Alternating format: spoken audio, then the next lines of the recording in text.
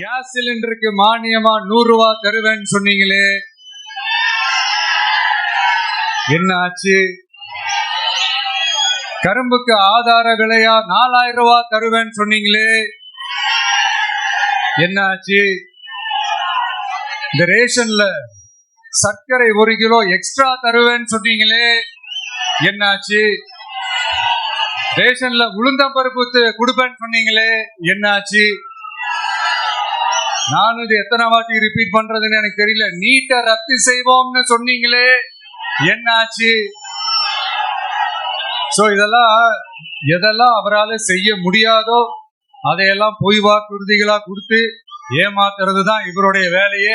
இப்ப அடுத்த set of இந்த பொய் வாக்குறுதிகளை ரெடி பண்ணிட்டாரு.